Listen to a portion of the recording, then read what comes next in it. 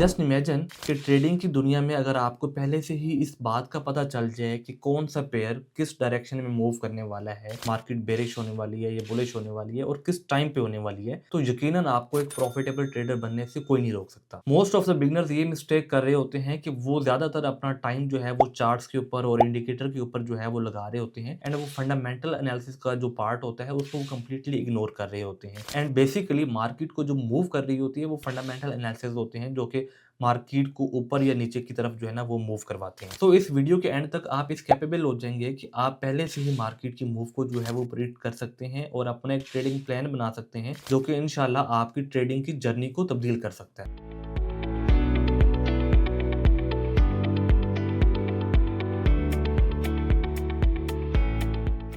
Welcome to this video. I am Zishan Akram Malik, CEO of Zadim Trading Academy. In this video, we are gonna discuss about fundamental analysis and how it impacts the financial market like forex, crypto and stock. So basically अगर हम देखें अपनी trading की दुनिया में तो हमारे पास pairs की सूरत में ट्रेड हो रहा होता है। पेयर्स दो मुल्कों की करेंसी को लाइक यूरो एंड यूएसडी इनको मिलाया जाए तो वो एक ट्रेडिंग पेयर बनता है और आप उस चीज को ट्रेड कर रहे होते हैं। इसी तरह हमारे पास बाकी पेयर्स हैं like GBP USD, AUD USD, NZD USD and further हमारे पास USD CAD, CAD, USD JPY, USD CHF. And अगर गोल्ड की बात की जाए तो हमारे पास एक्सएयू एंड यूएसडी, सिल्वर में भी इसी तरह हमारे पास डॉलर के अगेंस्ट ट्रेड हो रहा होता है, क्रूड ऑयल भी हमारे पास डॉलर के अगेंस्ट ट्रेड हो रहा होता है। तो इस सारे पेयर्स के अंदर मेनली जो हमारे पास एक प्लेयर है, जो कॉमन चीज है, वो यूएसडी आ रही है। यूएसडी बेसिकली अब यूएसए है, अमेरिका है, और अमेरिका की तरफ से अगर कोई भी एक फाइनेंशियल न्यूज आती है, कोई रिपोर्ट पब्लिश होती है, तो वो पूरी मार्केट के ऊपर जो है वो इम्पैक्ट करती है। सो बेसिकली इस चीज को हम इकोनॉमिक कैलेंडर कहते हैं कि कौन सा कंट्री किस टाइम पे किस डेट को और कौन सी रिपोर्ट पब्लिश कर रहा है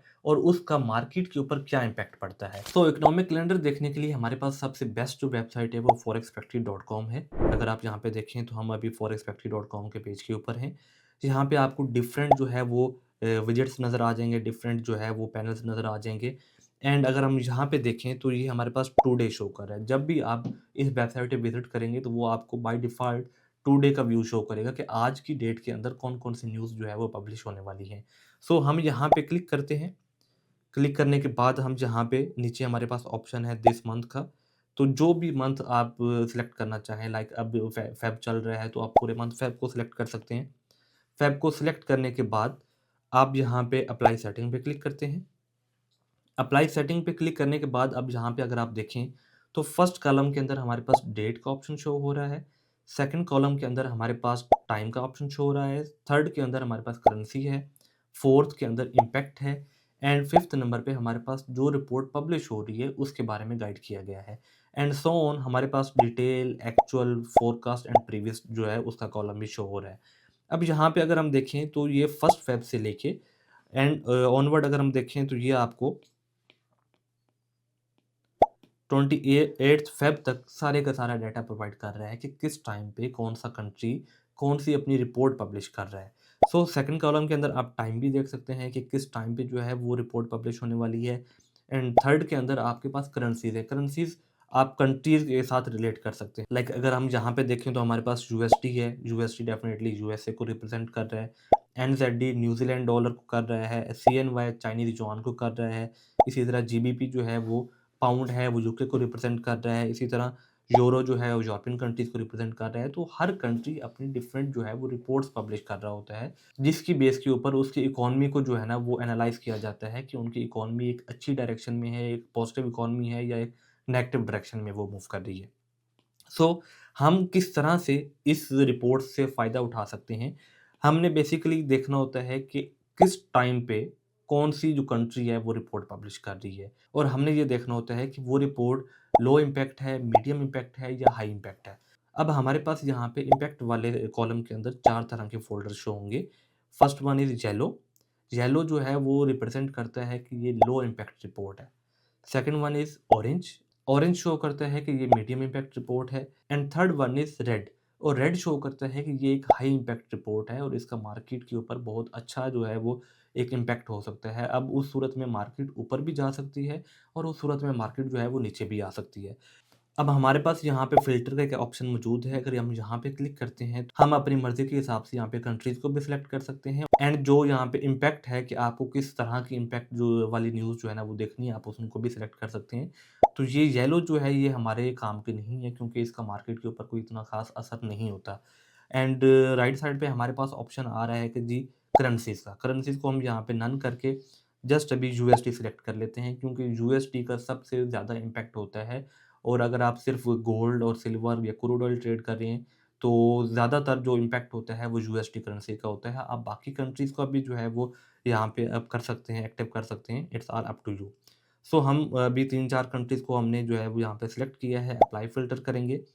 यहाँ पे अप्लाई फ़िल्टर करने के बाद यहाँ पे अगर आप देखें तो करेंसीज़ वाले कॉलम के अंदर सिर्फ़ आपको वही कंट्रीज़ नज़र आएँगे जिनको हमने सिलेक्ट किया था। एंड इम्पैक्ट में भी अगर आपको देखें तो यहाँ पे आपको येलो वाला जो है ना वो फ़ोल्डर नज़र नहीं आ रहा और यहाँ पे हमें एक फ़ोल्डर ग्रे का भी शो हो रहा है और अगर आप यहाँ पे देखें तो ये बैंक हॉलिडे को शो कर रहा है। मतलब कि जहाँ पे ग्रे फ़ोल्डर होगा उस दिन उस कंट्री के अंदर जो है ना वो बैंक हॉलिडे होगा। सो नेक्स्ट स्टेप ये होता है कि आपने अपने जिस डे को आप ट्रेड कर रहे हैं सपोज़ वो 10 मार्च है, वो 10 अप्रैल है, वो 10 मई है, जो भी डेट है, आपने उस मुतल्लिका डेट के अंदर देखना है कि कौन-सा डाटा उस टाइम पे रिलीज़ हो रहा है। लाइक अगर यहाँ पे हम देखें तो ये आपको ग्रीन एक एरो शो हो रहा है कि ये मंडे वाले दिन 23 फरवरी को ये रिपोर्ट आगे जो है ना वो पब्लिश होनी है न्यूज़ीलैंड की तरफ से, जापान की जो है ना वो उस दिन की बैंक हॉलिडे है, यूएसडी का डाटा रिलीज़ होना है 6 बजे एंड इसी तरह हमारे पास यूरो का डाटा रिलीज़ होना है 10:30 पीएम पे। अच्छा यहाँ पे एक चीज़ और अगर हम ऐड करें, तो आपको टॉप के ऊपर जो है वो यहाँ पे टाइम ज़ोन जो है ना वो मिल जाएगा। अगर आप किसी और कंट्री से पाकिस्तान से हैं, तो उसका आ जाएगा, अगर आप किसी और कंट्री से हैं तो आपको यहाँ पे टाइम एडजस्ट कर लें और ये आपको आपके लोकल टाइम के अकॉर्डिंग बताएगा कि इस टाइम पे मार्केट में डाटा आने वाला है और मार्केट के अंदर फ्लक्चुएशन अप या डाउन हो सकती है।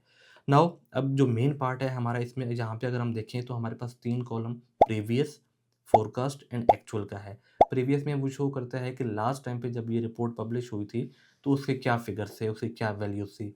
फोरकास्ट में वो बेसिकली शो कर रहा होता है कि अब ये एक्सपेक्ट क्या किया जा रहा है, क्या ये रिपोर्ट मज़ीद बेहतर आ सकती है या ये रिपोर्ट मज़ीद डाउन आ सकती है, तो ये फोरकास्ट किया जा रहा होता है। एक्चुअल रिपोर्ट बेसिकली उस टाइम पे पब्लिश होती है जब वो एक शेड्यूल की हुई होती है। लाइक यहाँ पे अगर हम देखें तो ये मंडे वाले दिन 23 फरवरी को जो है ना वो यूएसडी की रिपोर्ट एक पब्लिश की गई है 6 पीएम पे। तो 6 बजे एग्ज़ैक्ट जो है ना वो यहाँ पे आपको मार्केट के अंदर जो है ना इम्पैक्ट दिखना शुरू हो जाएगा। सो इस तरह से अगर आप अपने ट्रेडिंग की जर्नी के अंदर ये चीज़ ऐड कर लें तो आपको एक एडवांस में इस चीज़ का पता चल जाता है कि किस टाइम पे मार्केट के अंदर जो है वो मूवमेंट ज़्यादा होने वाली है, मार्केट बुलिश मूव कर सकती है या मार्केट बेरिश मूव कर सकती है।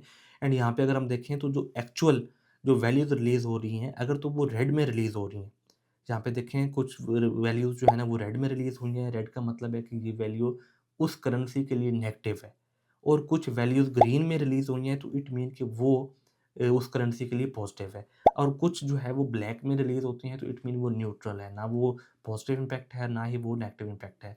एंड उसके अकॉर्डिंग जब वो वैल्यू रिलीज़ होती है तो उसके अकॉर्डिंग आप अपनी जो है ना वो ट्रेड एग्ज़ीक्यूट कर सकते हैं और उसमें जो है ना वो आप अच्छा खासा एक प्रॉफ़िट गेन कर सकते हैं।